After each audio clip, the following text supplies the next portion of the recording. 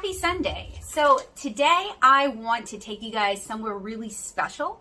I don't think I've been here for a really long time, and it is a place that is definitely very Louisiana and definitely very in keeping with what I want to show you guys about what makes Louisiana so special and so wonderful, and one of the reasons why I moved back. So today we're heading out to Bayou Segnette, and Bayou Segnette is a state park. There's camping, there's hiking, there's fishing, there's boating, there's a wave pool, there's a lot. And it's in West Wego. So it's about 17 miles from where we're at, so we're gonna drive. And I haven't been in a really long time, but I was told that a few years ago, they put this kind of like a boardwalk over the swamp or over the bayou. And I'm really hoping we can do that today. And there is also floating cabins that you can rent. And I was telling Joseph, we need to get on that. We need to do that. That sounds amazing. I am definitely, when I say glamping, I don't mean like super fancy camping. I just mean like in a cabin with AC, ideally. And that sounds like 100% my jam. So I'm ready. I'm dressed to be outside all day. I'm dressed for the weather. It's about 75 degrees out and it's April, so my heart goes out to my friends up north who are dealing with the cold and dealing with the snow, because yes, we get the heat, but we also get an earlier spring. I'm looking forward to it. I've been nagging to go to Bayou Segnette for a long time, so put on your walking shoes and let's get going.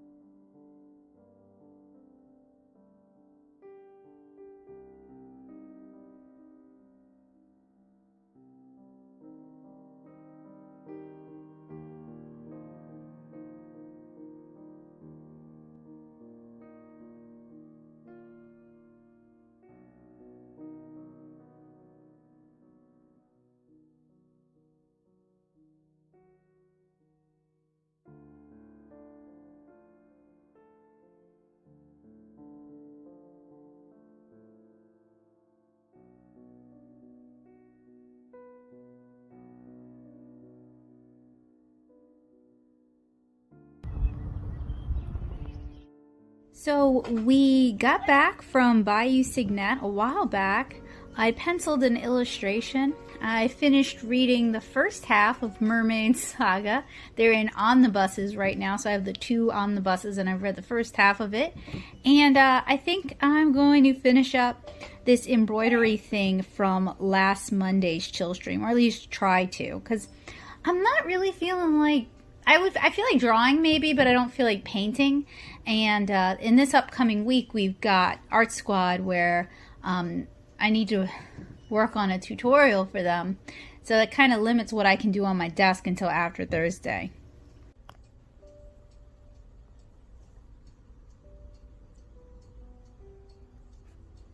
Alright, so I finally finished this thing. The white was a lot easier than the black. I also didn't make any mistakes with the white, and I still ran out of white.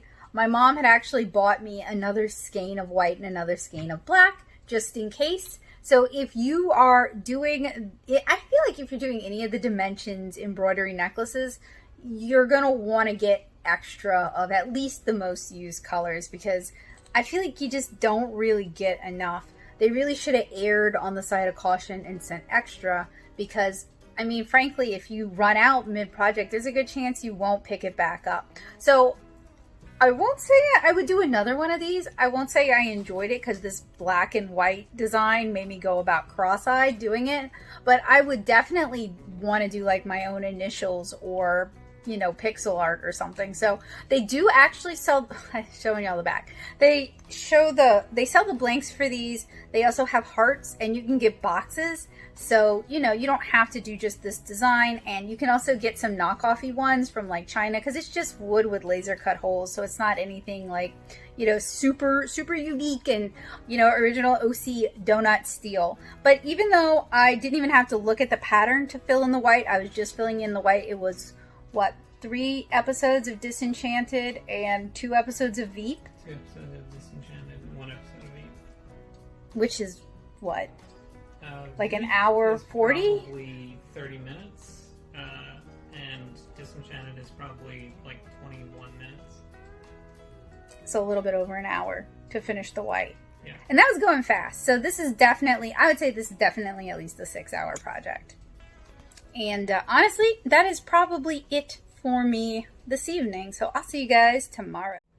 Hey guys, happy Tuesday. So our house hunt continues. We went and looked at another house today. I think we are going to put in an offer for it, although it's in better shape than the last one we put in an offer for. But I think it's a little too small, and Joseph thinks it's a little too big. It's mostly because literally all of the space is in the living room. But we'll see. I feel like I could, as long as there's the right number of rooms and a garage that I could turn into a teaching or a studio space, I feel like it can make anything work. So we'll see. Just gotta keep putting ourselves out there. So this morning I finished reading Golden Ram, which is a 3-volume manga that I highly recommend. It's kind of slice of life. It's not really necessarily romantic. It's really well drawn.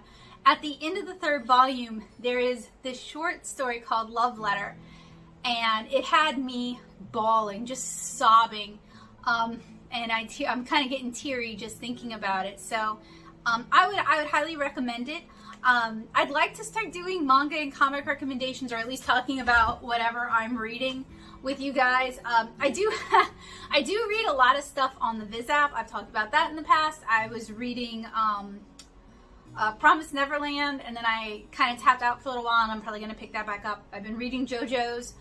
Blue Flag has gone live, so I'll probably start reading Blue Flag on the Shonen Jump app. Sorry. I'm halfway through the 3-volume, well, it's 2 omnibuses. I'm halfway through the Mermaid Saga 2-volume omnibus set. So if you like Rumiko Takahashi, I highly recommend it. It is not goofy. It is not funny. It's gorgeous though, and thought-provoking. So that's great. I would say it's more like Mason Okoku over anything else she's done. And I think it's the only thing of hers that I hadn't consumed at some point. Because when I was in high school, I'd read Lum and I'd read Mason Okoku, and I watched Rumik World and Rumik Theater, and I actually think her short stories are better than her long ones. Like, that's how I feel. I read all of Rama 1/2. I like flirted with Inuyasha, but it was not ever really 100% for me, even though her art's real good. And I liked Rinni, but I quit reading it, and I guess now that I should see if it's on the Shonen Jump app. I love her cartooning. I love how she draws people. I do like how she tells stories. I just think, for me, her stuff goes on really long, and I don't have like 160 volumes for anybody. That's why I don't read One Piece. Like, I just don't have that anymore.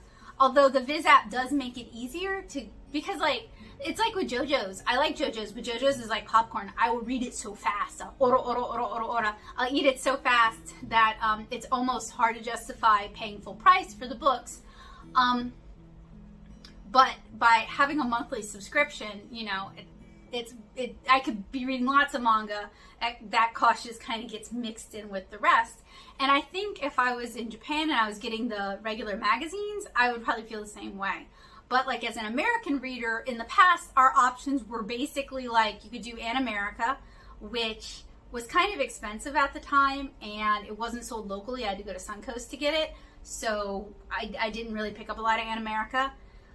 Or you could buy the volumes for anywhere from $10 to $14. And now there are, I mean, I know some of y'all are like, you could just read scanlations. And I actually have a pretty harsh stance against scanlations. I feel like you're hurting the mangaka, you're hurting the industry, you're hurting the American comic industry, because these are titles that people might love over here, but because you're supporting piracy, they're not going to be offered over here necessarily.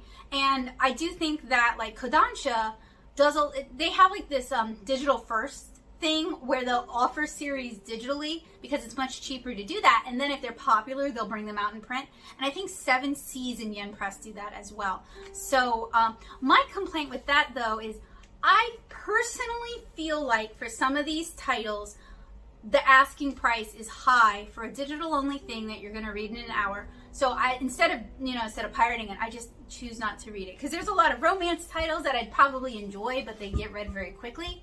So I just don't read them. Although I am reading, I think it's called like Boss of a Yakuza Wife, which is definitely like primo Harlequin romance, but is kind of my cup of tea, I guess. And I had been reading The Way of the House Husband, and I'm trying to watch the Netflix series, but honestly I'd rather just read the manga of Way of the House Husband, because if I'm basically just watching a colored slideshow of a manga, I might as well read the manga.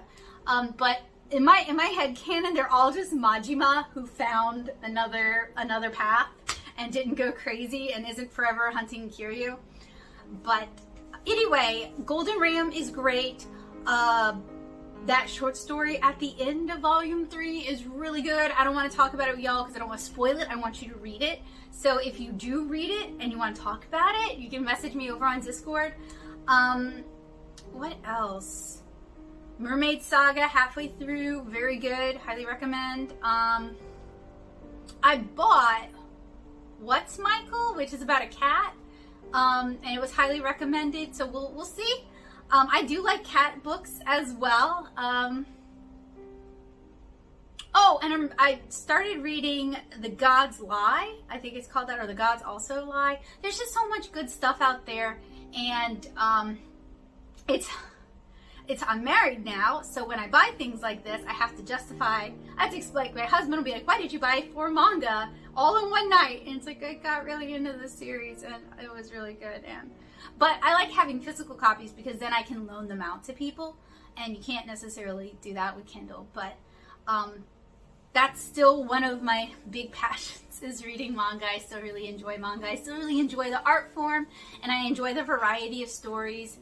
And I mean, there's just something about it and I feel guilty saying this because I make Western comics, that Western comics can't always scratch. And I think it's because in the US, we're pushed away from kind of gentle, softer comic stories. There's web comics like that. There's creator-owned things like that. But for traditional publishing, they want something a little punchier, and they want something with like 3 volumes. Get it in 3 volumes, you know? And with manga, a lot of it is, as long as it's popular, it'll continue to run. So I think there's a lot of similarities between webcomics and manga that I like, that I don't necessarily see in Western comics that are put out through publishing houses. But I just wanted to talk about something I loved. I don't really want to today, I don't really want to sit here and dissect it. I'm sure you could poke a million holes in my argument, but it's just personal taste right now. I mean, back when I was at SCAD and I had friends who I could loan books to and borrow books from, I was reading a lot more Western comics, but that's like a decade ago. It's like a different time period.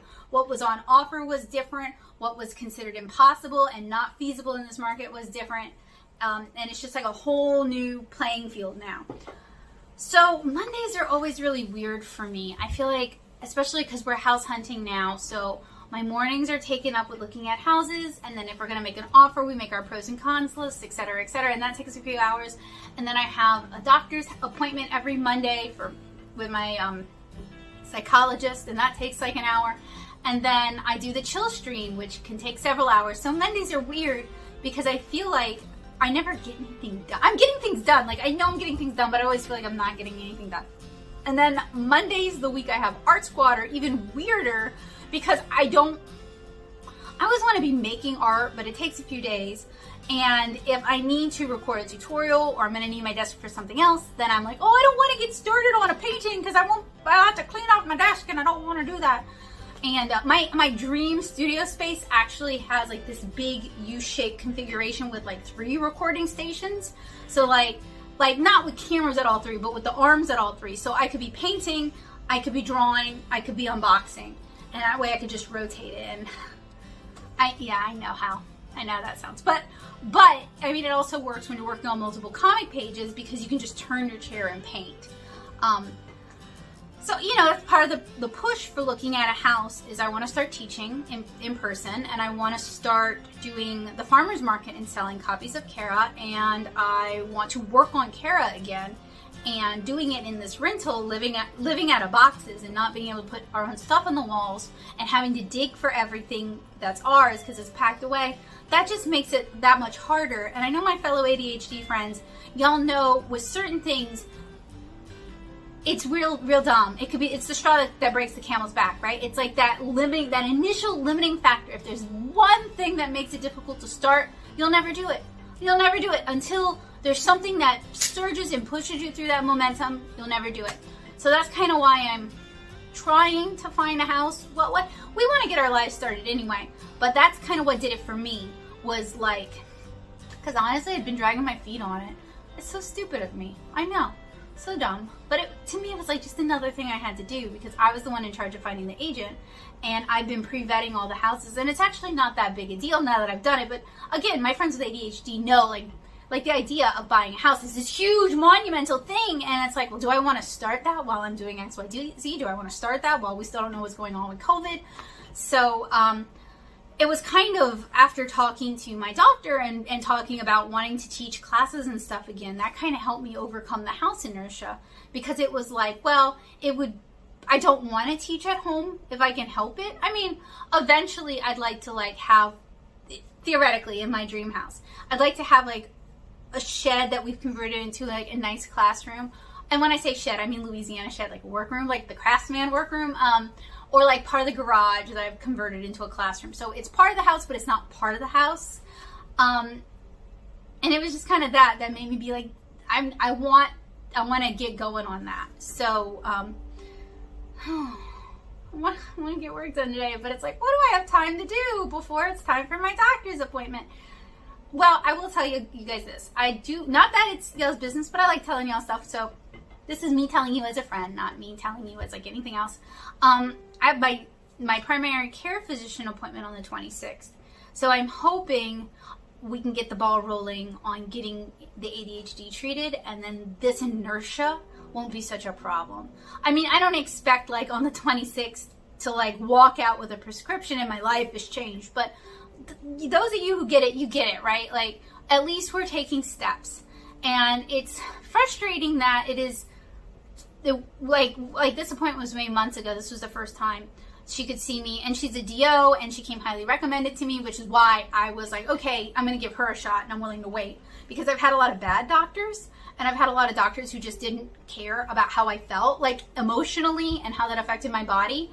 So it's important to me to find a doctor who will care, because I think mental health and well-being has so much to do with how you actually feel. You tell a depressed person, get more exercise and you'll feel better. Well, good luck. I mean, some of them are able to do that and they do feel better, but like a big part of depression is that overwhelming inertia and ennui that makes everything that might make your life better feel like it's just a waste. And I'm speaking from my own depression experience. Maybe yours is different.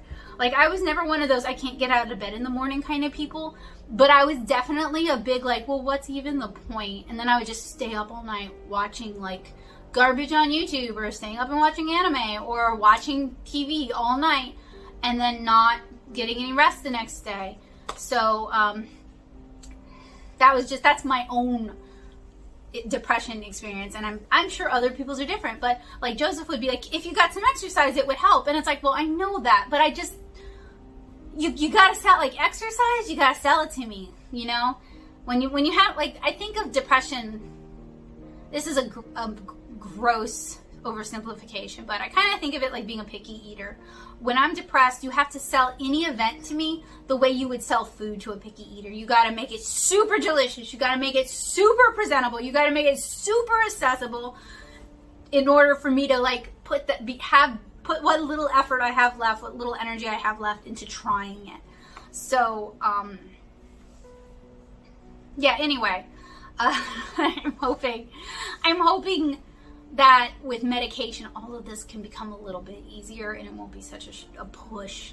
And I'm really kind of hoping I can find my legs again, because I feel like I've just been trying, but I've been doggy paddling and not making any progress and not getting anywhere and not building a life for myself despite my best efforts, which is a very depressing thing to deal with. And I'm really hoping that with medical attention, we can actually start. And then my other goal after that is to find an ADHD coach. And maybe having someone I can sit down with and talk about my goals, and they can help me figure out what's feasible and what's not feasible and where my best talents lie. Because, hey, spoiler, you can't trust the internet to tell you your value. It will lie. So I've kind of got a game plan. We'll see how that goes. But anyway, I would like to make some art before I lose my whole window to make art. And I don't know, I have all these things that I need to unbox and swatch, but to me that's not really making art, that's just making videos. So I think I'm gonna try to make some art.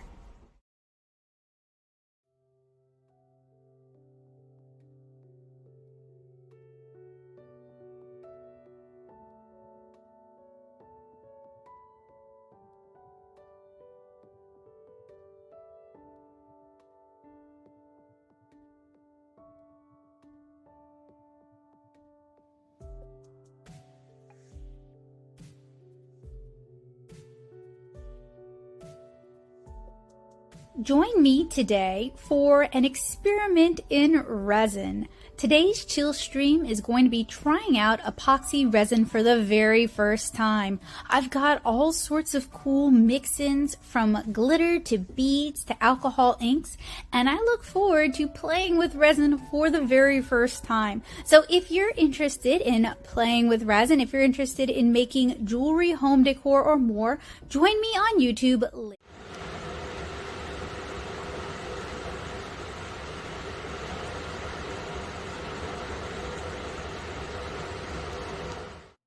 So it is Tuesday afternoon. As you guys can see, it is pouring out there.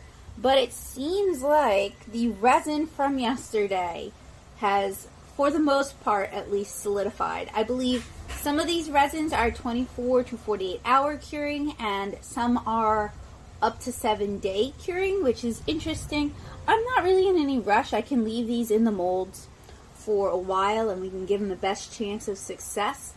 I definitely feel like we got kind of sloppy, especially with these beads, because you see, I over poured. Like, how am I going to get this out? I don't know. But that would be when a syringe would be really helpful.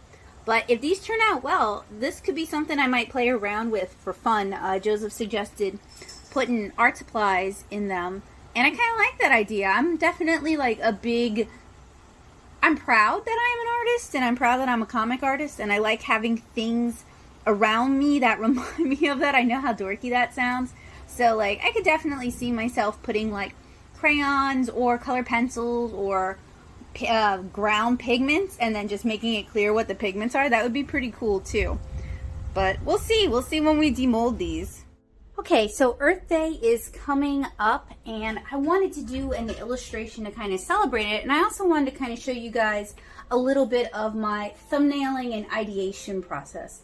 And normally I actually prefer to do it with a pen, not necessarily a pencil, because this is just really rough and really loose. And really I don't like doing this on camera because I find that narrating what I'm doing actually inhibits my idea creation, but we'll go from there. Anyway, I was thinking about doing a Maury girl, like girl of the forest, holding a little baby bird in her hands. It's not a super complicated idea, and what y'all can't see is me Googling Maury girl for some ideas on the fashion, and I was kind of thinking she could be kind of like a witch of the forest kind of thing, because I do happen to really like magical realism, stuff like that. So usually I just kind of try to keep it real loose in my sketchbook. So I have like a 3-part process usually. I do like a really loose, rough thumbnail in my sketchbook, and then I scan it or I take a photo of it. And sorry, it really is hard for me to talk, and even for a thumbnail. And then I scan it or I photo it, and then I take it into Photoshop or another I'm used to Photoshop. That's the only reason why I don't like love Photoshop or anything like that. If I had like Procreate, I'd probably use Procreate, but I don't. So I use what I have, and I use Photoshop to kind of clean it up, and then depending on what I want to do with it, whether I want to do watercolor or alcohol markers, I'll print it out on the right paper and take it from there. And that's usually when we kind of check into the process, is after I've printed it. I was thinking she could have like maybe a bandolier or something with herbs on it. I don't know if I want to involve a broom. I do want to involve some kind of background. And I also usually make written notes as well, because I'm not necessarily a visual thinker as a verbal thinker.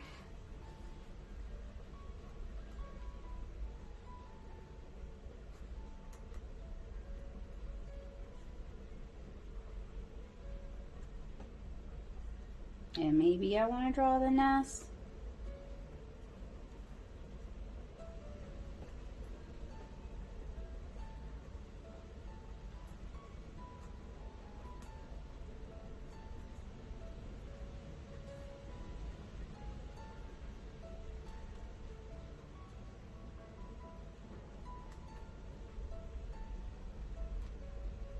So I'll make notes to myself over on the side, and this kind of helps me when I'm conceptualizing and when I'm kind of refining my sketch.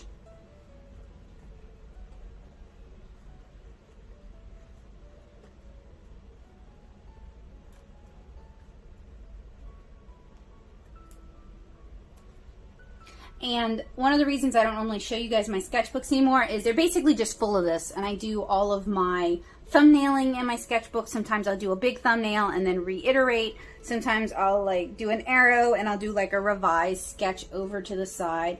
It really kind of just depends on my mood that day and like, you know, what's going on. But like, to me, this isn't really like worth showing you guys. Like in sketchbook tours, it's just like rough thumbnails. And it's just rough thumbnail after rough thumbnail after rough thumbnail, which is fine. That's what sketchbooks can be for. They don't have to be full of perfect art. I just don't necessarily think it's worth showing. And maybe I want like some ferns or something kind of cutting into the foreground, because I want to have some kind of framing device, and I want to use kind of a round frame for it.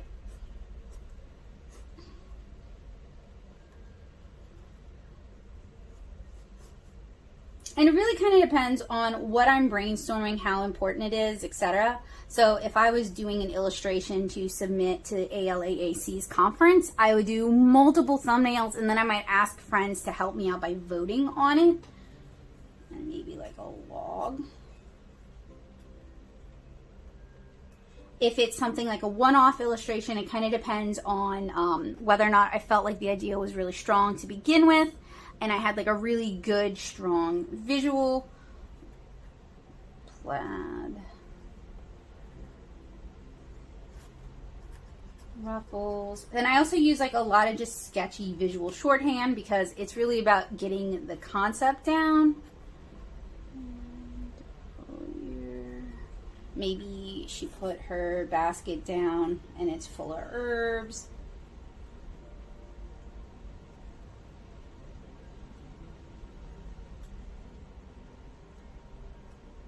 Maybe I want her barefoot with dirty feet, kind of connecting her to the earth.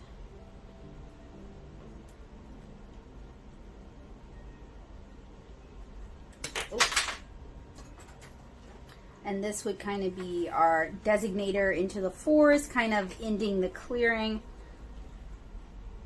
And maybe I would have like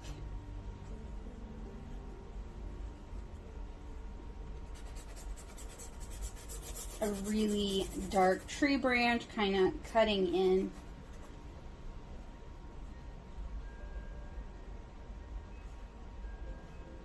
And all this can be changed. This is just a thumbnail sketch to kind of get my idea onto the paper before I forget.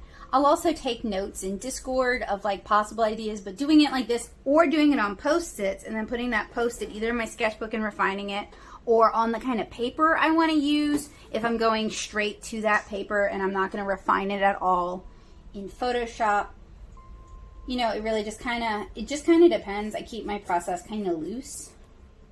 Back when I traveled a lot, I did a lot of just sketching directly in the sketchbook. I couldn't afford to be as loose because I wasn't home enough to be able to be as loose. Oh, maybe some blackberry brambles.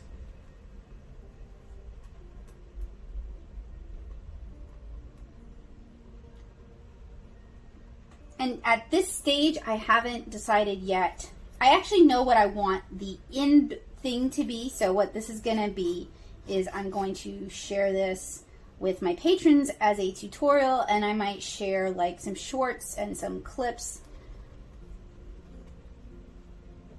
over on YouTube and on TikTok and stuff.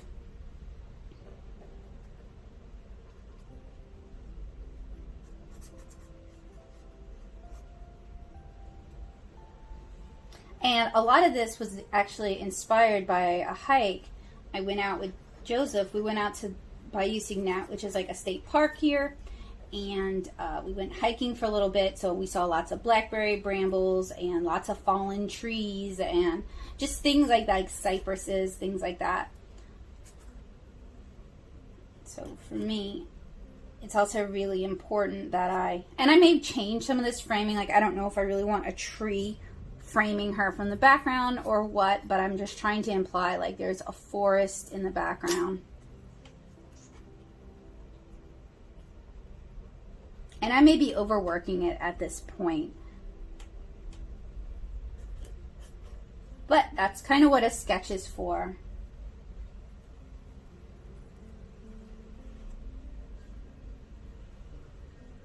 It's also why I take notes, because sometimes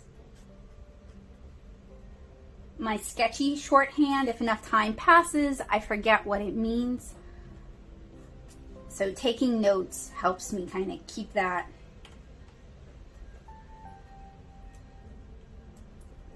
in mind as a reminder. So I have the visual and then I have the notes so I actually can kind of see what it looks like. And if I were to show this to someone else, it might even be at the point where they would kind of understand what I'm talking about.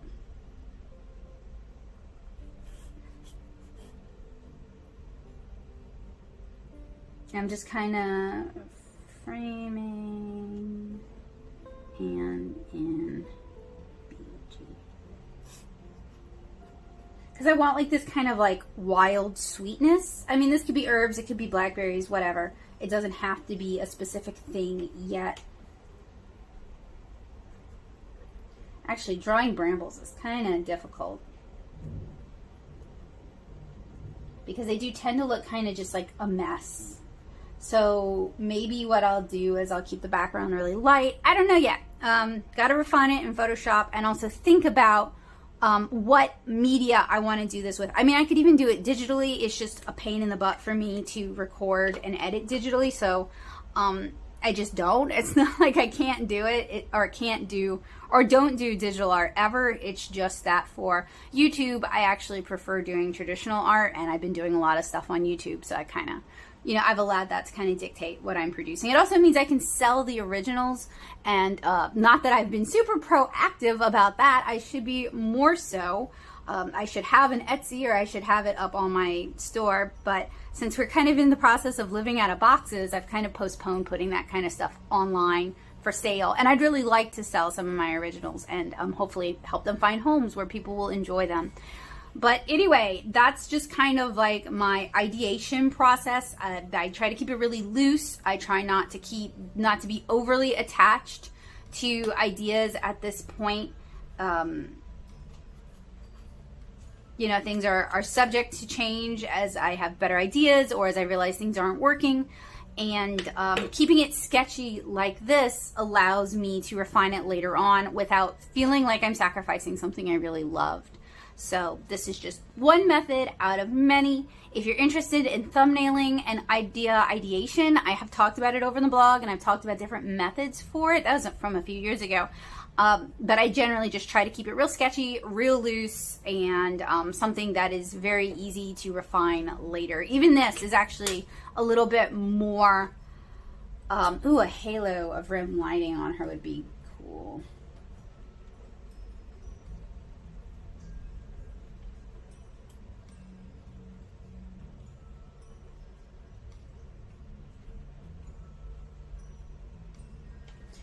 Anyway, so I just wanted to kind of share that with you guys because it is part of my artistic process. It's actually something I very rarely do in the studio. I'm usually like sitting on the couch watching TV, don't have my camera, etc. So I don't normally capture it. But I had the idea and I kind of wanted to share it with you guys and show you guys a little bit more of my process. So today was portfolio day, and I spent a lot of the energy that I had sharing and promoting my art since I am open for paying illustration and comic work. I ended up having a really monster headache for most of Tuesday as well. You guys could see from that weather, you can understand why. But I was able to get a little bit of writing done, but I don't have anything else to share for Tuesday.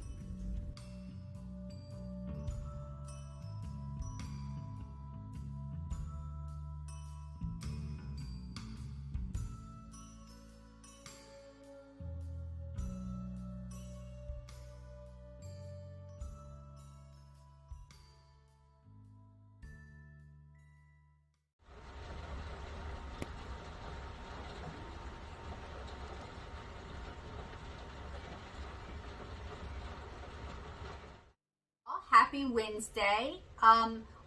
Yesterday I was down for a lot of the day due to a migraine from the weather. Give me a sec. Sorry about that. Allergies are kind of acting up. So I didn't really feel up to making a lot of art or doing any reviews or anything like that. I mostly felt exhausted and very headachy, but I did get some writing done. So, you know, working on that, working on being back on track with that. I think I talked to you guys a little bit about that and kind of struggling to get back on that horse. And it really is difficult right now to find the focus for that, especially because we're doing a lot of house stuff. I really did want to do this tutorial on how to draw different elements, right? But like between Monday I was sick, yesterday I was sick, I don't have a lot of energy today. Like it's not gonna happen before Art Squad. So maybe it'll happen after, we'll see. Part of me feels bummed about it and part of me does not, because like my obligation is to Art Squad. So, you know, I'm trying to like rebalance my priorities and that's working. I got to work on rebalancing my relationship with myself as well though. So, you know, and my expectations for myself, because I grew up in this family where it was just always pushed that you do your best. In what situation? Every situation. Whether it's something that pays nothing and you're donating your time and you don't even want to do it, or it's something you're heavily invested in and you're very passionate about, you give 100% to everything you do, which in reality, that means you're either killing yourself, which is what I was doing, or you're not actually giving your best to anything. But I didn't learn how, and I still don't really know how to give my best to things I care about and give like a solid 80% to things that are not so important to me. I never was a good phone and inner. I'm kind of a either I do it or I don't kind of person too, so that doesn't help. Joseph is way better at that. I sure wish part of me wishes I knew him when we were young, but part of me is glad I didn't, because he was a nice guy and I would have eaten him alive in my salad days where I didn't know what I wanted. And then the electricity keeps flickering, which also doesn't exactly make it great for recording because we might lose electricity. Well, that's exciting for y'all, but not exciting for me. So I feel like I fall into this weird zone because I feel like a lot of other artists on here are either much younger than me or much older than me. And I'm in like this weird nebulous position, but I mean, I know there's like a lot of like family vlogs that are about my age, but I don't want to do that. I'm talking about like artists. So, you know, there's so much going on in my life right now, and I feel like it affects what I do. So, I mean, I guess it does. And I wish more artists would talk about that. I think a lot of us are like afraid or ashamed to talk about how much our daily lives can affect our art, because there is such a negative misconception of like the moody artist or the temperamental artist or the depressed artist. And we want to show like, no, we're reliable and we're capable of getting work done. So a lot of us don't really talk about what's going on in our lives because you don't want to feed into the negative stereotypes. But this is my vlog, and if I want to talk about house hunting, I guess I will talk about house hunting. Yes, so anyway, that's mostly what's been going on in my life. Not super exciting, but very time consuming. So I'm going to try to get some actual work done before I go run some errands.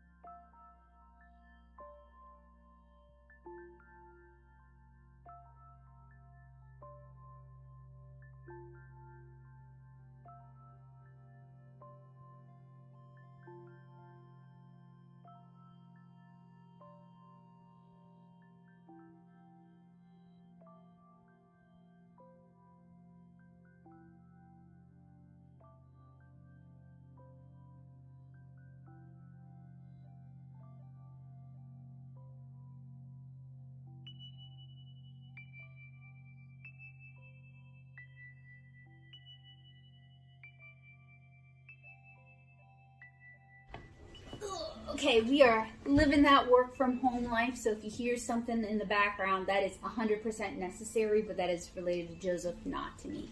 So, let me fix that. It's been a few days. I thought I would try popping some of these resin things out of their various molds. So I guess I'll start with the letters. I think these are, yeah.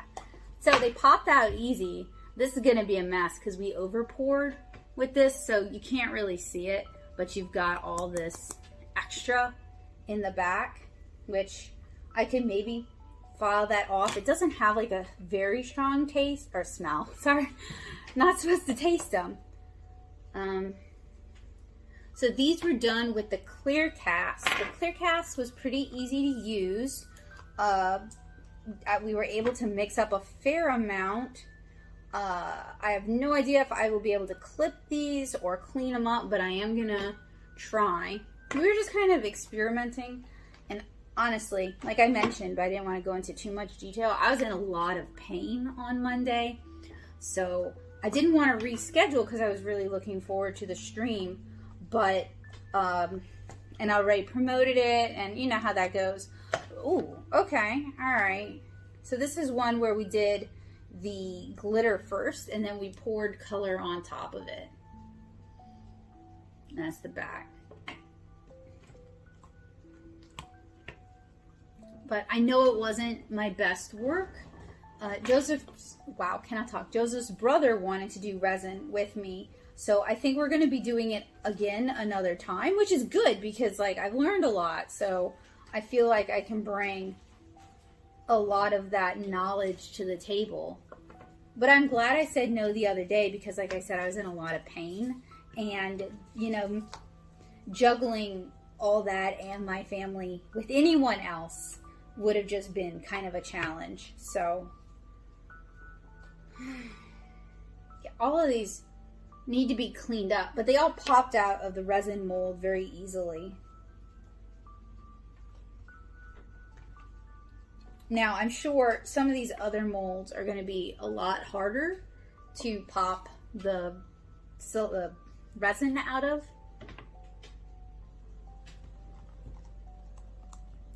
And while I could definitely see myself doing this sometimes to make, you know, bespoke things, I don't see myself going into this to like earn money. There's a lot of people doing that, and all of them are better at this than I am, but I did want to try it.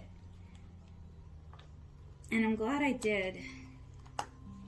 Yeah, all of these are gonna need like cleaning and clipping and trimming.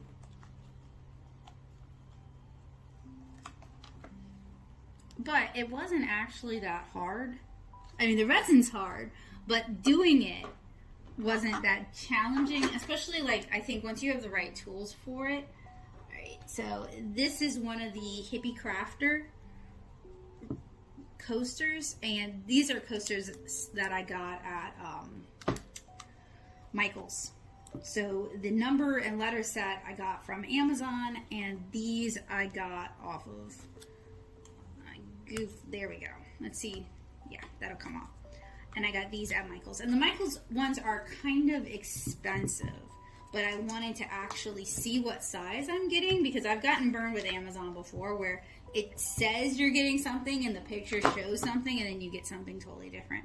So I did over pour. This would need to be cleaned up, but it turned out pretty good. It's a pretty solid coaster. You know, ideally you'd put something on the back, maybe even something here to help absorb some of that. And I did most of this. So this was the Hippie Crafter. We didn't mix in any of the color for this one.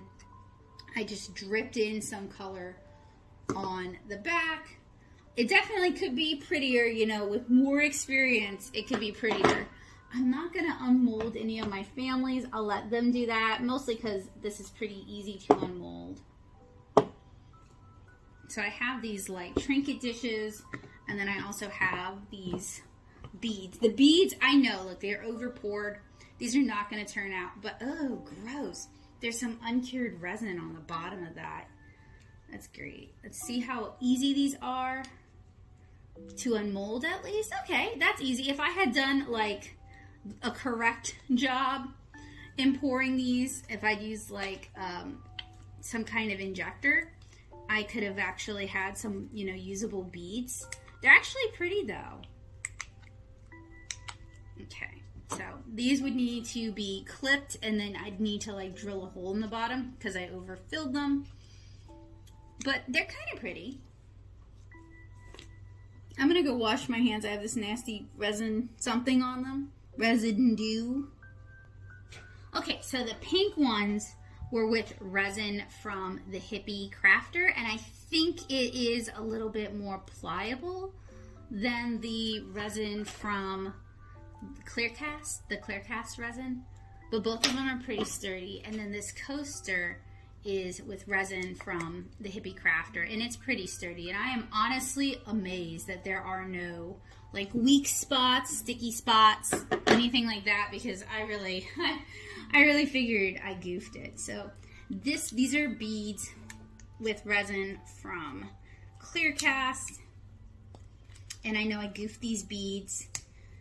Way overfilled them. I know some people are interested in doing this to make like dice, and I am 100% sure there is way more that goes into making dice than what's going into making beads. Now this would be a lot easier to pop out if I didn't overfill it.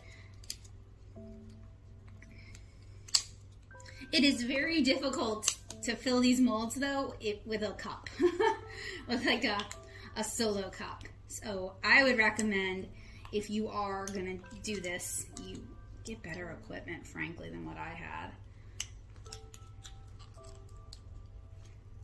Okay, so these came out. I actually have one that might turn out as a bead.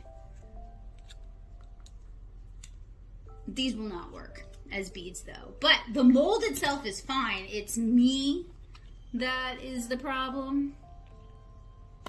This one might turn out. If I drilled a hole, this one would work as a bead, but they're not as shiny as I would have, you know, hoped from a bead. And then also, if you don't fill it all the way up, you get this. So you would have to do some finishing if you're using these as beads. Alright, so the trinket containers have me very intrigued. I kind of understood how these work, but I wasn't really sure if they would work. And I already have like a dimple over here, but hopefully that's not a big deal. So we're gonna start with easy mode. This was done with the clear cast. So I'm just kind of loosening it. And I didn't use any kind of mold release agent on these.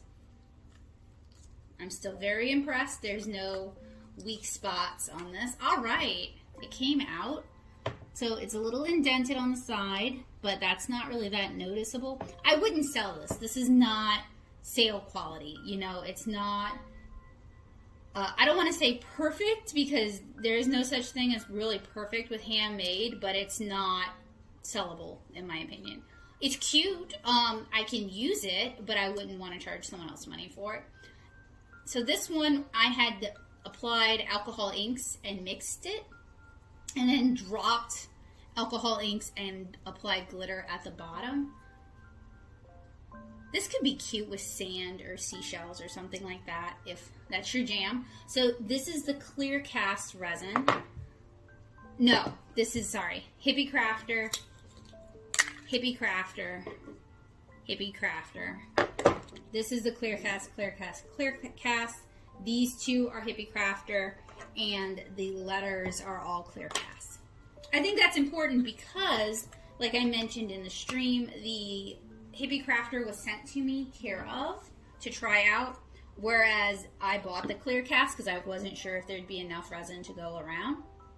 So let's do this real challenging little whatever this is. It's actually made from a softer silicone than the other ones. Oh, it's a dish. Okay. Oh, this actually turned out. I 100% didn't think this one would turn out because I thought we had to get the resin all the way up into this. And it's just a little dish, and it's got some facets on the bottom, like a little ring dish. So that's cute. It turned out, again, not, in my opinion, not saleable quality. Not that any of this is, and not that that was my point. But I think, I don't want to, like, give any kind of representation of what I consider to be sale quality, you know? So basically, I'm loosening the mold around the sides. Actually, let me get a real sexy shot of this for y'all.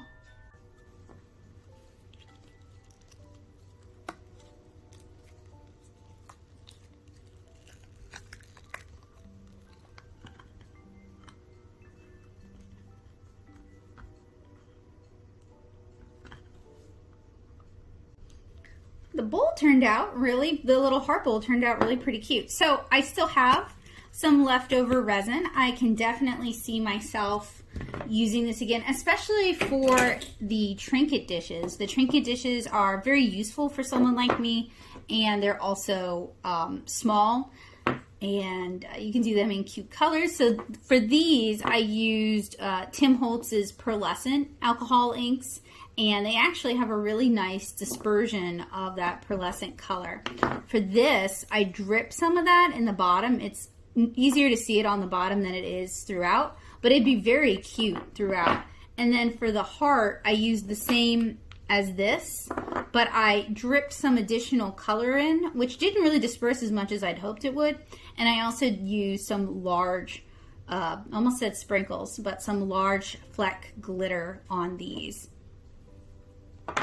And then for the coaster, I used just clear, so this is the Hippie Crafter clear resin, and I added my color and my glitter to the back, and it's actually not as impressive as I would have liked. What I would have liked, this is not on Hippie Crafter's quality, by the way, this is on me. I should have mixed the glitter throughout so that I actually got a more uniform glitter in there.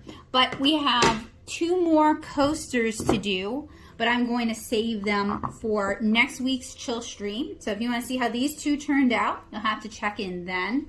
And I definitely think I'm gonna continue playing around with the resin, especially for trinket dishes like these. And I wonder if resin is reactive to like watercolor solvents, things like that, because this could be a way to kind of make some custom stuff. I know a friend of mine was thinking of using resin casting to make custom like half pans. But what I was thinking is making custom palettes and custom little mixing wells, especially with this little trinket dish here. This would be if you, I mean, ceramic is best, right? But like with a white, you could just mix small amounts and that might work well for travel. I don't know. Anyway, this was fun. I am sorry I did not have the energy I wanted to bring to the stream. I was really excited about resin and I felt really bad. So I definitely want to revisit it and try some different techniques and try making some different things. And yeah, me personally, I don't see myself making things and selling them out of resin just because it is a very saturated market and there's a lot of people who are doing it who are more skilled than I am.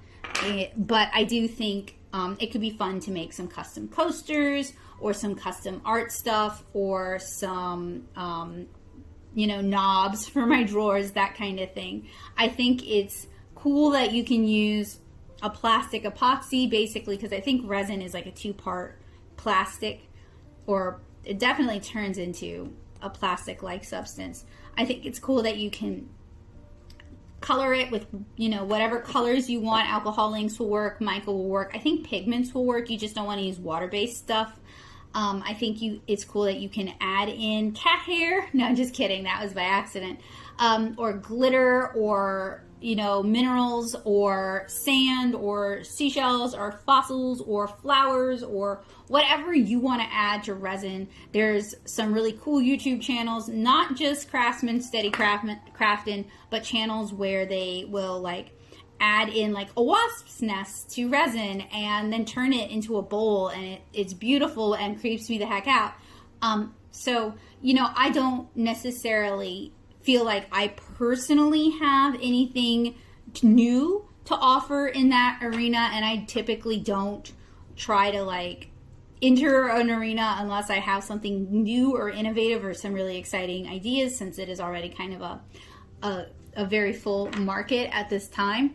But I think it was fun. I don't think the beads were the beads are good for like using up excess resin, but looking at them, I'm just like, I can't really see myself doing little beads like this. Maybe big cosplay jewels this would be useful for, but like, you know, just individual beads for me, not so much. But also because there's just so many beads on the market, I don't need to cast my own beads. But the coasters are neat because you can kind of just do whatever. You could put a photo, or maybe not a drawing, but a reproduction of a drawing in the base, like after you've poured some of the resin, and then you could put your image, and then you could pour more resin on it, and that could be a cool way to do custom stuff.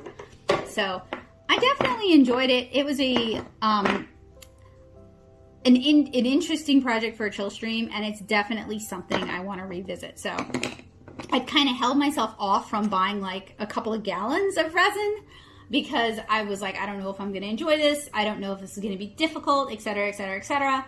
And while there is a learning curve to it, I do think it can be very forgiving, especially with the one-to-one resins. Those make it, for those of us who are not math gifted, who are not ratio gifted, the one-to-one ratios are great. But the molds I did not think would work were going to be the little trinket dishes, and they worked. So I'm impressed. I liked them. I still have that big ball mold that I wanted to do like dried flowers in or something.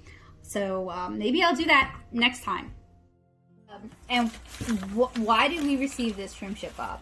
Because we weren't doing enough volume to constitute leaving our books in their fulfillment center. Yeah, we'd originally used ShipBob to ship out Kickstarter books. And the books were sent from Versa to ShipBob. We never saw these books. So this is we saw one.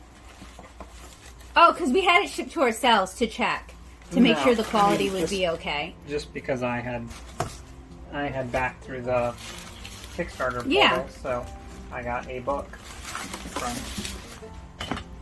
But it looks like almost all of them are in good shape. Yeah, but there One were of some them. that weren't.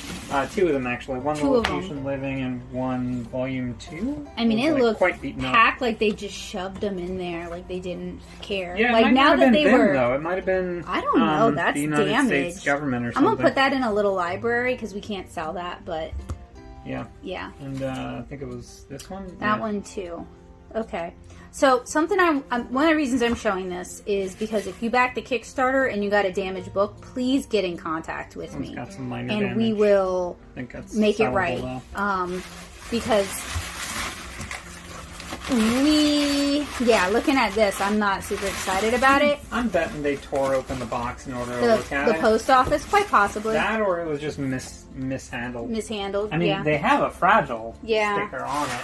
But I'm also showing this because, you know, it is part of our fulfillment process.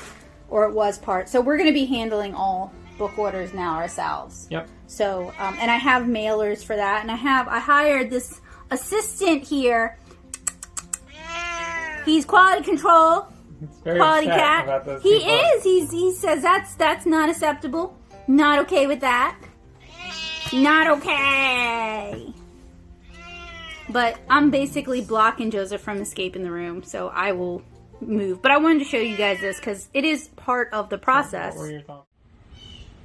Hey friends, good morning. It is the return of the Soot Sprite jumper. Today is Thursday, so we have Art Squad tonight, and we're going to be talking about how to draw different elements. And usually when I'm doing things like that, I'm heavily referencing, and that's what I recommend you do as well, so that we're not just drawing what we think it looks like, we're starting from what we know it looks like and then caricaturing it or stylizing it. So unfortunately for me, it's still pretty damp out, which makes doing watercolor a dicey proposition. So what I'm probably going to do today is I'm probably going to edit some video, do some housework, and prepare for Art Squad. And then if I'm going to paint at all, I'm going to paint after Art Squad. So we've got a lot to do today. Let's get going. Okay, so today I ended up penciling an illustration that I'll ink later on. And I also worked on screening and scheduling some videos for my amazing patrons on Patreon. So if you're one of my art nerds, you've got some new content coming up.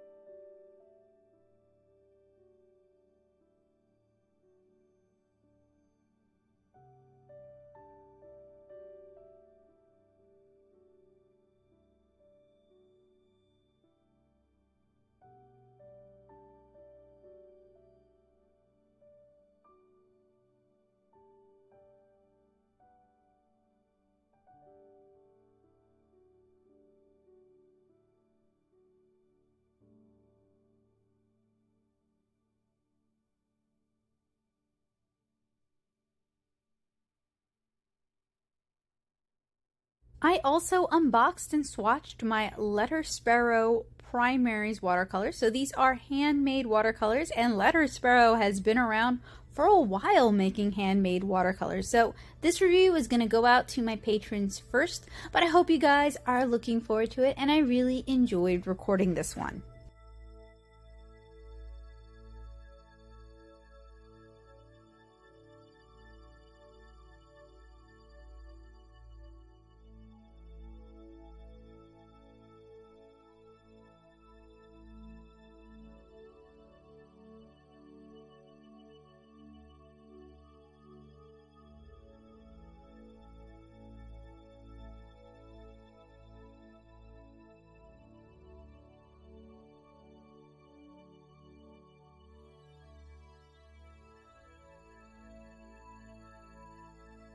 Here's some snippets from Art Squad where we talked about drawing different elements. So I ended up drawing fire so many times, but that's all right. That's one of the things I actually really enjoy about Art Squad, is that it pushes me to draw things that I would not normally practice drawing myself, and it helps me fill my sketchbook pages. It's also wonderful to be able to hang out with the next generation of artists.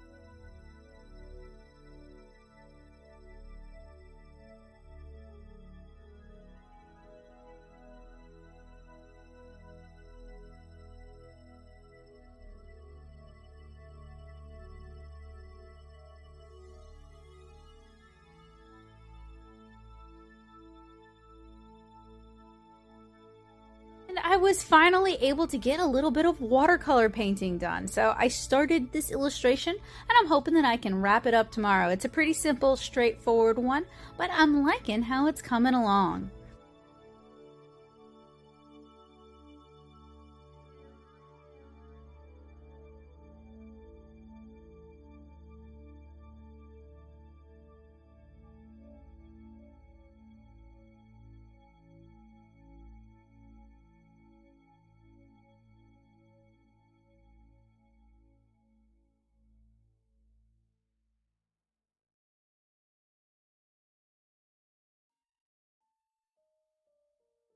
Alright, well, I am not done painting, but I'm tired. I'm done. Our squad went good. We had a new friend join us today, so that was cool. A lot of energy, which is good.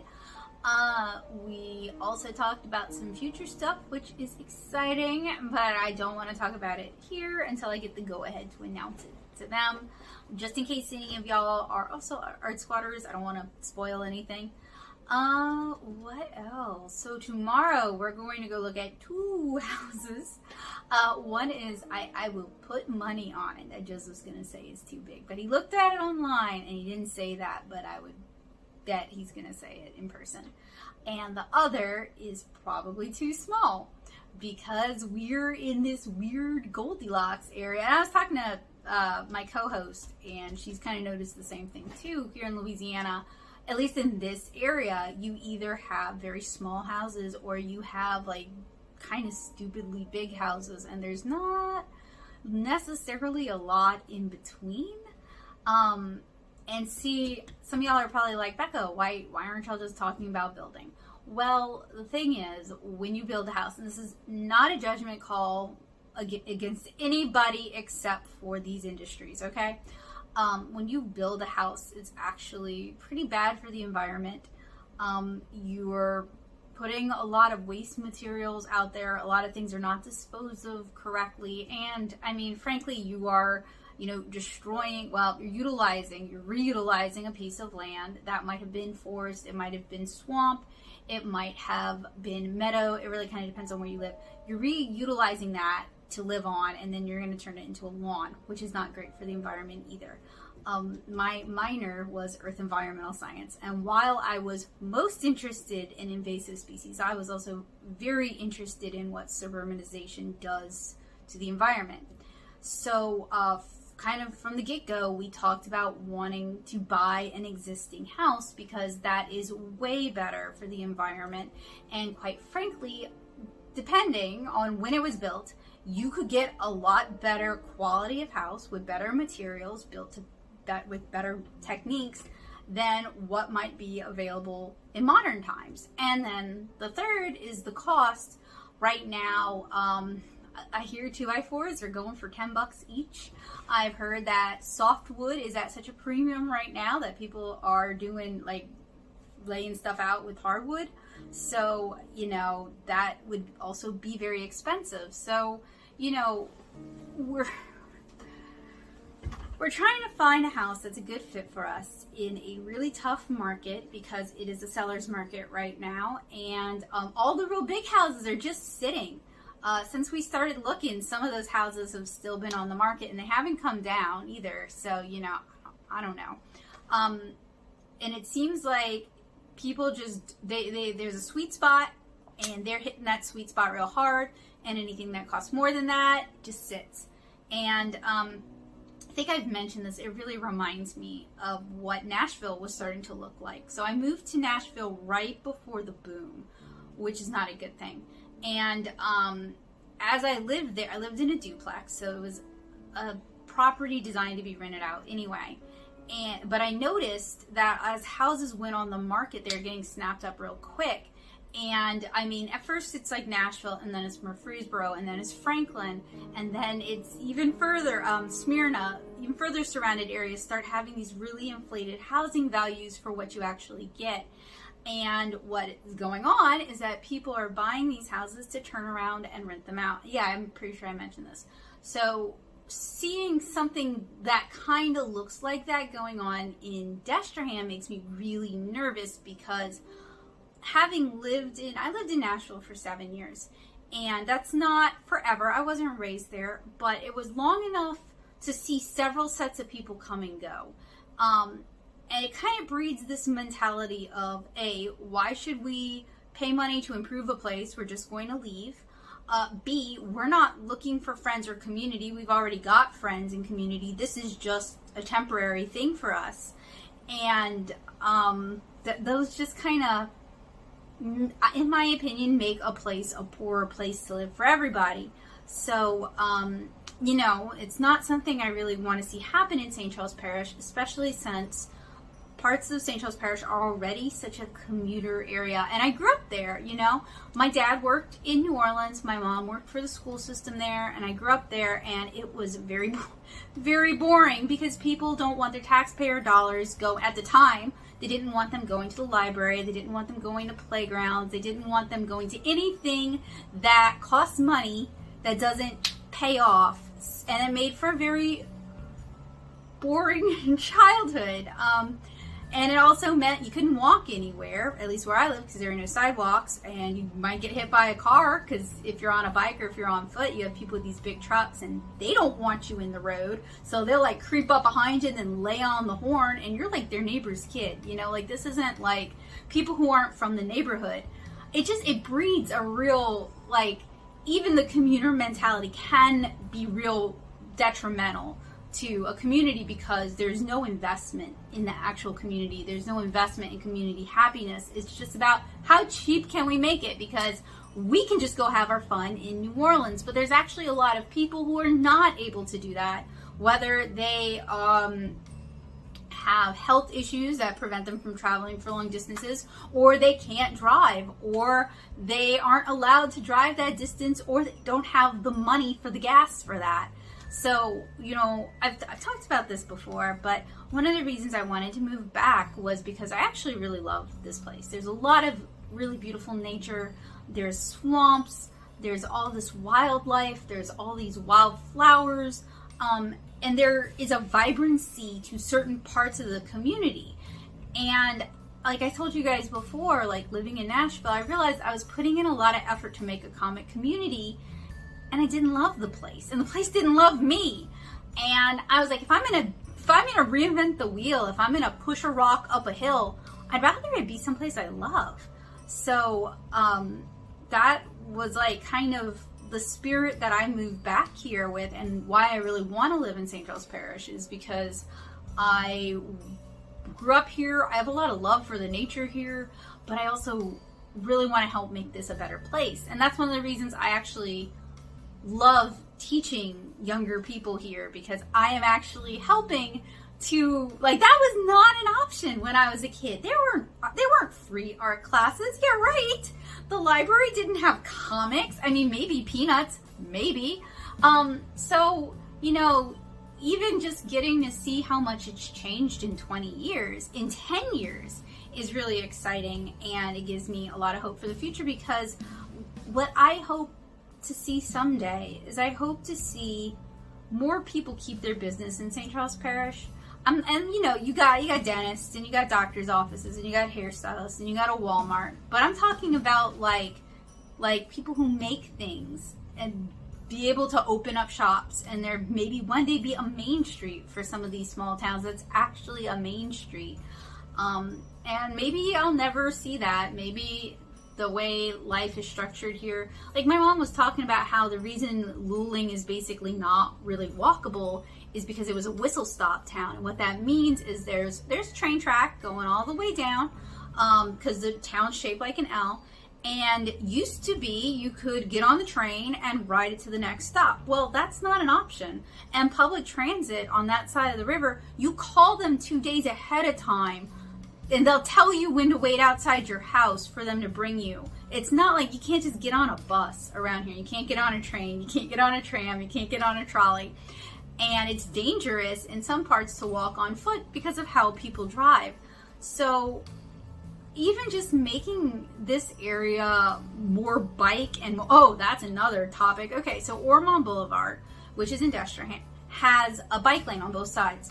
And there are always people parked in the bike lane.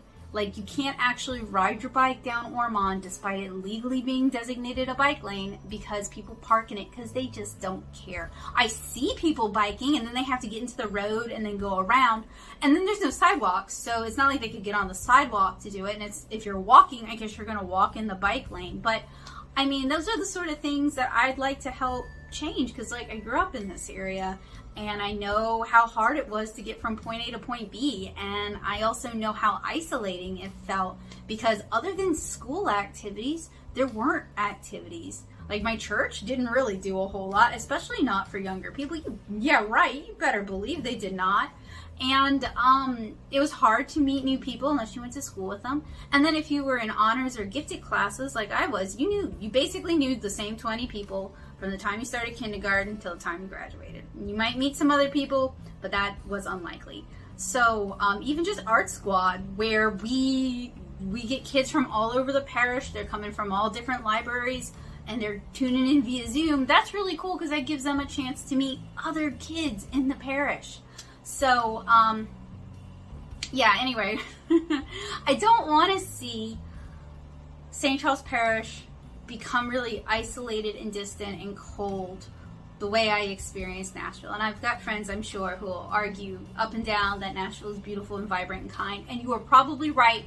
Your experiences are probably very different than mine. And everyone I knew who was from that area was a really nice person. And a lot of the people I knew who were very cold people were fellow transplants who just weren't interested in making any kind of relationships. And that's a them thing. I get that, but I don't want to see that happen here. And I don't want our kids to grow up in that environment because that was sad. And if I can make it better, if I can help change it, and I know I can, then I feel like I need to do that. So my phone is saying it wants to die. So I'm gonna wrap it up. That was my Thursday. Tomorrow we're gonna go look at 2 houses. Oh, what an exciting day. Hopefully one of them is it, the house for us, and we can stop looking.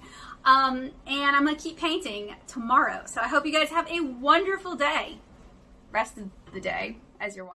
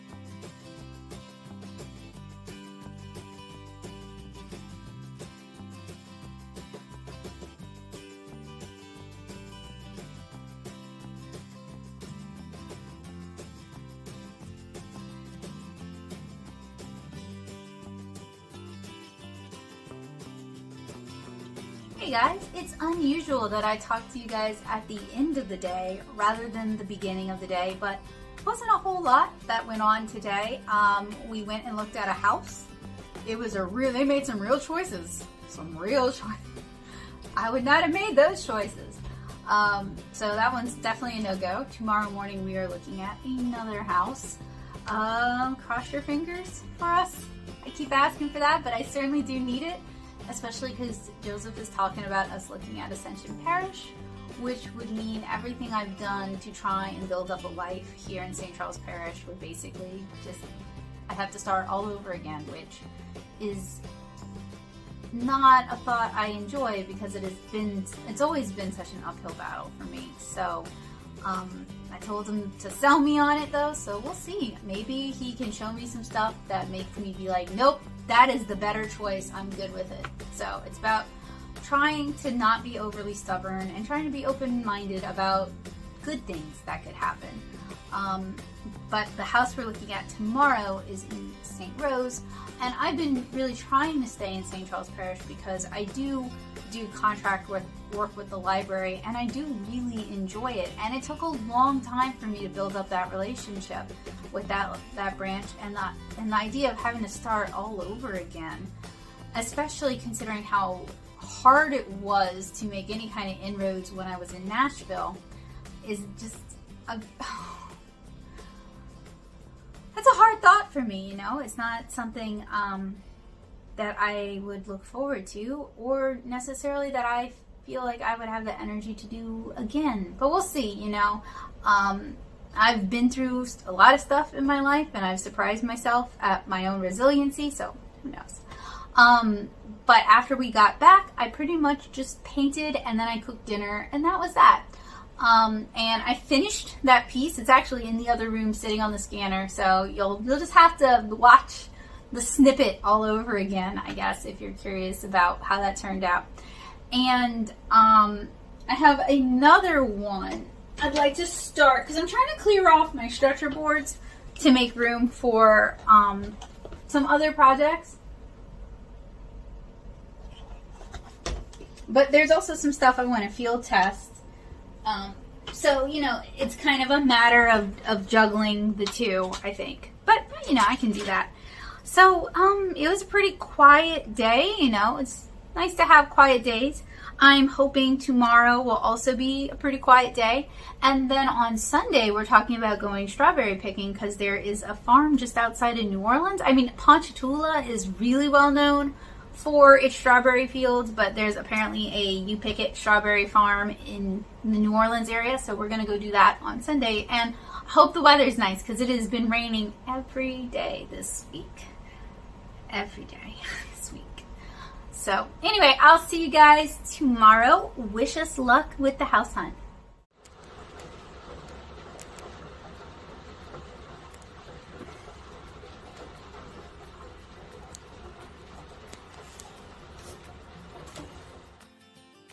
Hey guys, happy Saturday. I'm so glad it's Saturday. It has been a heck of a week. I mean, honestly, not that Saturday means a whole lot. When you work from home, every day is the same day. There's no such things as weekends, but I'm still glad it's Saturday.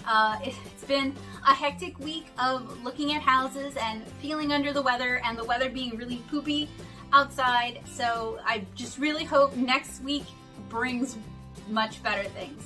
Still on the house hunt. Went and looked at a house earlier today. And then when we stopped and got ice cream floats from Frost Top on the way home, and the sky opened up and like completely drenched me. So I enjoyed my ice cream float in a hot bathtub because I'm worth it. And other than that, all I've really been doing today, we talked about house stuff. We made an offer on a house. This is the 4th house we've made an offer on. So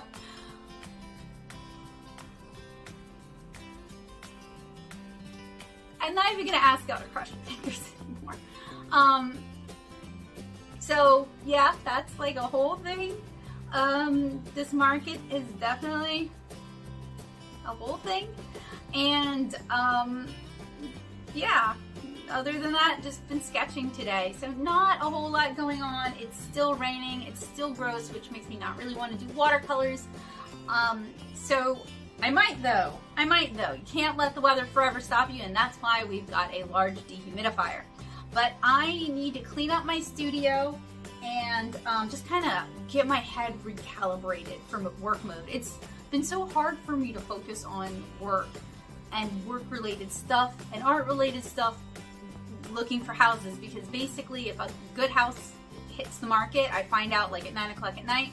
We text our agent and we're there the next morning, and then it's just you drop everything, you go look at it, and then you spend the rest of the day discussing the pros and cons before you make an offer, if you make an offer. So I knew it would be time consuming. I mean, I spend more time shopping for my car, but I'm still driving the same Jetta I bought in 2013. So when I put that much time into something, when I make a major purchase, I spend a lot of time researching it and test driving and checking it out in person and looking it up online and seeing what comparable XYZ costs before I make that investment. And then once I've made that investment, I use that thing until it basically falls apart. So that's definitely why we are putting a lot of care into trying to find the right house. And it will probably continue for a while because today's house was highest and best offers, and I mean, between us, people are offering a lot of money for houses that aren't necessarily worth that money. I am concerned we're entering another housing bubble. I've talked about this a little bit, and all of my education comes from my experience, our agent, and what I've read on like Zillow and Redfin. So this is not advice. This is just me talking about my experiences. But Redfin was also talking about prices being quite high, and they also talked about there being a housing shortage because I guess people normally get their houses ready to list during Easter and then they list them, and that didn't happen this year due to COVID. But historically, houses peak, like house sales peak from March to like the end of April. So we don't have kids. We're not trying to like move before our kids get back to school or whatever. So realistically, we can afford to wait. It's just, is the market going to get better? Like, who even knows? COVID has made everything so super duper weird. So today, ideally, I might get some watercoloring done. Although, frankly, y'all, I just haven't really been feeling like working all that much. All the house hunting stuff just it's kind of like totally wrecked my schedule, which makes it really hard for me to kind of get back on the horse and recoup the day. And just some normal depression issues that I'm working on. But I am hoping to get to watercoloring today, maybe clean up in here a little bit. I always say that, and I do, and then I mess it up all over again. And I don't know. I guess we'll see where the day takes us. So I kind of wanted to end this week on some kind of a note because last week I kind of didn't end the week. I mean, I didn't really end the week with y'all at all. I didn't talk to y'all about anything. It just ended, you know what I mean? And I feel kind of bad about that. Tomorrow, if the weather permits, we're gonna go pick strawberries, and I'm definitely looking forward to that. Basically, most of us getting out of the house has been to look at houses, so, you know, I'm glad to be doing something else. I enjoyed our trip to Bayou Segnette last week. I'm kind of bummed that we never could find the covered walking trails, but we'll keep looking. We'll go back another time and hopefully we'll be able to find those because those were really cool. I was really delighted though that we were able to catch the Louisiana irises in bloom out in the wild. There's something so really striking about seeing a flower that you normally only see in like a flower bed or a cultivated setting, seeing it actually in its environment in the wild. And when you drive over the interstate from St. Charles Parish into New Orleans, you drive, or Metairie really, you drive over a bunch of swamp, and if you look out on either side, you'll see these patches of purple irises. It's really beautiful. And it's something that I would love to find a way to capture better, either do a story. I think once I finish Kara, if I'm still doing self-publishing, I'll probably do a story about a traditionalist Lilliputian family living out in the swamp and riding alligators and having a giant pet opossum or something like that, because that really like combines that love of like Louisiana traditional culture and animals and wildlife and the swamp. So yeah, that after Kara, that might be my next thing. But honestly, I would way rather be working with a publisher on something because self-publishing is a lot of work and you need a lot of connections and to, you know, get your books into libraries and to get people talking about your books and getting people to review your books. And it could be a whole full-time job just promoting yourself as a self-published creator without even creating the content. So, and plus, my goal the whole time was not to be self-employed or self-published. It was to work for a studio or to work for a publisher and do a lot of in-house work while doing my own stuff.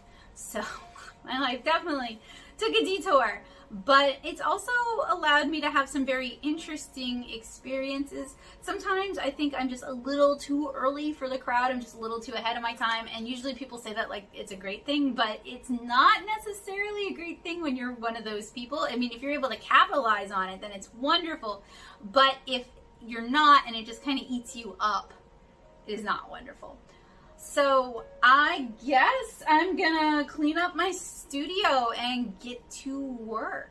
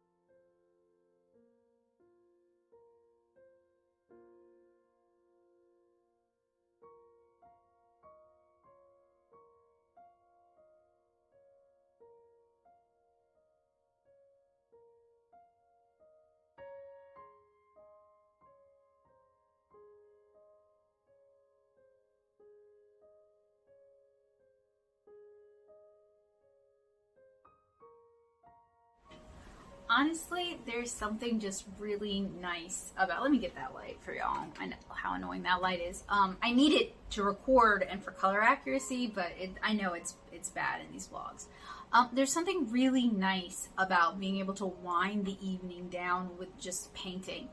I've been trying to work on my backlog of old illustrations in addition to newer illustrations. Some of these are going to go out to Kickstarter backers. Some of them I want to be able to sell in the shop at some point, or I'd like to be able to have them for sale, you know, when I'm tabling at shows. So it's nice to be generating new work. And I have to, like, I struggle with social media and I. First of all, did you guys hear about Artfall? It's like a new art social media site. It seems promising. I've been playing with it a little bit, but it's been down because when it opened from beta, everybody wanted to be all on it. And I'll put a link in the description to my Artfall if you want to follow me. I haven't been promoting it like at all because I haven't finished populating it yet, but like isn't social media is so much like MLMs where like the only way you can be successful on them is if you jump on it early.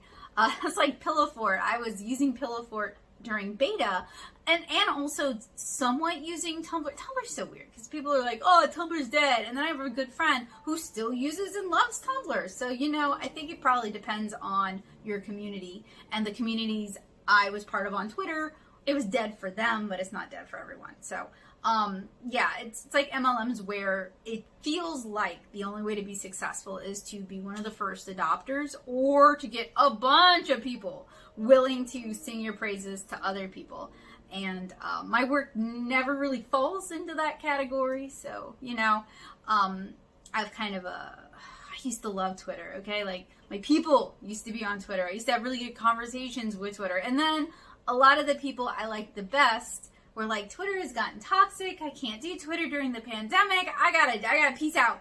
And so a lot of the people I loved talking to left, or like me, they're like a little on there, but they're not really on there that much anymore. And a lot of them have kind of grown out of social media, which I respect if you don't need it. Unfortunately, I still need it. So, you know, I respect it, but that is not my life. But there's this weird push, and people have talked about it a lot. I'm not the only one. There's this weird push with social media to post every day, to post often. Every different social platform has their own special dance you have to do to appease the algorithm gods. And I've never been good at keeping in mind the dance, and I basically just do the best I know how to do, and sometimes it works and sometimes it doesn't. But mainly I've been making art as a way of like, you know, creating things to sell, creating merchandise. I am a big fan of original art and people being able to own original art and have original art in their homes or pieces that mean something to them, even if it's just pretty. So that's generally I'm in the Lisa Frank school of art, where it's like art other than Kara, it's like art purely because it makes you happy aesthetically. Art for the escapism. In fact, I'm working on this piece, which is inspired by retro shoujo illustrations, and it is like 2 or 3 years old, and I'm finally painting it, and good, I'm glad, because it was a cute piece, and I'm not as fond of it now, just because, you know, there's things I would change, there's decisions I would make differently now, but I want to get it finished. I want that closure. I'm trying to close out the old Nashville life and start the new Louisiana life. And for me, in a way, working through old art or getting rid of it is part of that, like shutting those doors and moving forward with the new. It is late. It's almost 12 o'clock at night. So if I'm a little scattered, if I'm very ADHD, if I'm kind of disjointed, well, A, y'all know I'm ADHD, and B, it's kind of late at night. So you understand. You get me. But tomorrow we're going strawberry picking, which I love strawberry picking. Joseph and I used to do it when I lived in Savannah. We've done it in Nashville. If you read Kara, you kind of understand there's like certain vibes, there's certain themes that I really enjoy. And when I was a kid, I was like the super weird little girl who'd be like out in the grass picking seeds and picking wild berries and things and like playing Little House on the Prairie in my mind. And that is no small inspiration on Kara. And as a kid, I found that very soothing and relaxing. And as an adult, I'm a brown thumb. I kill things. I mean, I guess I should say a dead thumb. I kill things. Unfortunately, plants. I kill plants. Bowie is fine and dandy, but plants and I struggle. But I really want to have a garden, and that's something I'm really looking forward to when we have our own place. I think I can do a garden. I think I can do practical stuff like vegetables. I think it's flower stuff that I might have trouble keeping alive. But it's that like connection. And when I lived in Nashville, I did have a small garden for a while. And I also had an arrow garden. I had several arrow gardens in the house, and that's something I'd like to also resuscitate. And I grew herbs, and I grew like bell peppers, because that's what I could grow. And there's something very amazing, frankly, magical, like just is so cool to eat something you grew yourself from a seed. And I used to save seeds from vegetables, which is not, you really shouldn't do that with store vegetables, because those are strains that are designed for shelf storage to stay pretty on a shelf for a long time, and they're not necessarily the tastiest ones. You're better off going to seed libraries, and many libraries have seed libraries, or talking to local gardeners, or joining a seed exchange, or buying produce from farmers and saving seed from that. But it was just something I enjoyed doing, and I found it very fulfilling, and I miss that, and I look forward to it. That's such a big inspiration on Kara that I kind of lost touch with, because I quit gardening because the rabbits and the raccoons would just steal everything I made, and I grew. And I'm sure that's going to be a problem here in Southeast Louisiana, because we got even more nature than suburban Nashville. No joke. But I also, it would be my yard. We can have a greenhouse. We can put a greenhouse on it. And I used to make these chicken wire cages to put over my garden, and the raccoons would just like move the cage and move it back, and I'd find like half-eaten green strawberries and like half-eaten peppers, because I was growing bell peppers and several different types of spicy peppers, and the rabbits would like take a bite and be like, oh no, no, no, no, and then they'd take another one and be like, oh no, no, no, no, no. So I find like Scotch bonnets and jalapenos and bird's eye chilies like all over my yard that they decided to taste before I even got to eat them. But even that is kind of fun. Like, it's really cool to grow something you can eat. I came from a family of farmers and teachers, but like my papa was a farmer and he had a pecan orchard, and my dad came from a farming family. So while I don't think I will be able to grow enough, then I have an aunt who keeps chickens and bees. Well, I don't think I'll be growing enough to like sustain our family. It will be really cool to be able to do that, even a little bit, you know? Like, there's some things that are like supposedly like, you can't fail with this, like cucumbers and squash are supposedly like, they'll take over. Don't plant them, they'll take over. And I'm like, I'm gonna grow some cucumbers, because that's gonna be the one thing I can't kill. I mean, I even kill mint, y'all, and mint isn't invasive. But I'm definitely looking forward to that, and I think that's going to be very inspiring. And I wish the way Kara was structured, we could have spent more time talking about like her mom growing things and her dad growing things, but that's not really that story. But I would love to do like another tiny people homesteading kind of story. That's definitely like my jam. But anyway, so we're going berry picking tomorrow, and you guys will hear about that next week. I actually have a vlog about Bayou Segnette, like not just the weekly vlog, like there's a vlog about going to Bayou Segnette that I didn't share because I wasn't entirely satisfied with it. But I should share that to patrons, and maybe I'll share it anyway. But like I've said before, some of my goals are to show people cool things in Louisiana, whether they live in Louisiana or if they want to visit Louisiana to show them there's more than just Bourbon Street.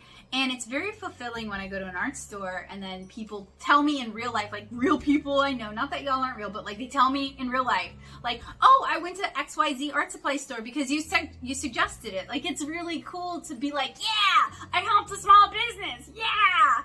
And, you know, it's an empowering feeling because you assume people know about places, but unless they're friends with a bunch of people who are into that, or they just are on the internet all the time like me, always looking things up, there's a lot you don't necessarily know because, like, you just don't know the other people who know it. You know what I mean? And like, that's why I kind of complain about whisper networks. Like, it's great if you're in the know and you're part of that clique, but if you are one of the people who would also be victimized and would benefit from that info and you're not part of that in-group, then you are very likely to be victimized, right? But in this instance, it's the exact opposite of victimization. It's like you're missing out on something cool because you just don't know the right people. And that has been, I know some wonderful people, but I have never been the most well-connected person, and part of that is I'm very shy. Once I know you, I'm not shy. Well, I'm still a little shy. It depends, okay? I have terrible eyesight also. And when I was a kid, I got made fun of a lot for just being weird, and people would be my friend in private, and then at school they'd act like they didn't know who I was. So I never really knew, like, are you like ashamed of me and I shouldn't talk to you? Or like, are we cool? So like, if you know me in real life and I don't come say hi to you, it's for like two reasons. One, I don't see very well, even with glasses, so I might be like, I recognize them, but I don't know if they want me to talk to them. And two, it's like, I don't want to like bother you if you're like hanging out. So I've had people be like, Becca, you're kind of standoffish. I saw you at Winn-Dixie and you didn't even say hi. And it's like, but you didn't say hi either, and I didn't see you. So yeah, I can be a little bit shy. So, you know, I would like to come out of my shell more, and years of living in Nashville actually like firmly cram me back into that shell. So yeah, I'm looking forward to my garden blossoming and me blossoming here, especially when COVID restrictions start lifting and it's safe to do things with people again. And this year is going to be a real weird one because a bunch of us are getting vaccinated. I'm half vaccinated. Our next, because Joseph's half that, we went together. It's like right after another doctor's appointment I have, so it's on the 27th, so it's 10 days away and I'll be fully vaccinated. It's the Moderna one, and I know Pfizer is already talking about like you're gonna need boosters, which, I mean, you know, I don't like shots, but sure, it beats being sick. And words. See, the ADHD is coming on real strong. It's good times. No, not. I wish I knew. I need a script. I need a teleprompter. We're just talking about random stuff like getting your vaccine and wanting to go out and do things again and wanting to socialize, and this year being weird because it's like you're almost safe to do stuff, but not really. But Louisiana is like go, go, go, go, go. And you're over there like, I'm 35 and I don't want to just watch my life pass without me participating in it. But I also don't want to make the people I love sick. Fun. Anyway, I know. Super, super weird. Super like off kilter tonight. I'm in a good mood. I just am tired and my brain is like, it's bedtime. You still gotta edit this video. You still gotta edit this week's vlog. Fun. But yeah, so next week, you know, to be frank, I don't really know what's going on next week because we're still looking for houses, and that is very, I don't want to sound complaining, but it is disruptive when you have like a normal schedule and then you're looking at houses and you got to drop everything to go look at houses the next day. Like, it does make it hard to plan things because it's like, well, I don't know, a house might come up, we might find the house of our dreams. I don't know, I don't want to make plans, I don't want to make plans. So on Monday, I don't know what we're doing for a chill stream. I don't know if we're doing a chill stream. That's on me. I got a lot on my plate and I'm pretty tired. I'm sure we will, but I'm not super excited about any of the craft kits I currently have other than the soap making one. Tuesday, I want to send out postcards to coloring book companies, but I'm waiting on my postcards to come from Moo because I have some line art specific postcards coming. So Tuesday, I hope to do postcards or write. And then for the rest of the week, I mean, I need to work on the 7-inch Cara Volume 2 charms. And part of the holdup for that is I'm kind of torn because in the Kickstarter I said wooden charms. And wooden charms are great, but I have the opportunity to do full color acrylic charms, and I think those would look really good too. And they're just different flavors. So I want to ask my backers which they would prefer and kind of go from there. Because if they want the wooden ones, we'll do the wooden ones. But if they want the color ones, I'm good with that too. So my phone is trying to die on me. It's like, wrap it up, Becky, you talk too much. So I hope you guys had a good week. I hope you guys made art, read wonderful books, did something fulfilling and enjoyable, and I hope you guys, if you love food and I love food, I hope you ate some tasty food. I hope next week is a good week for you, full of creativity and inspiration and delicious food there too. So I'll see you guys in next week, and tomorrow I'm going berry picking.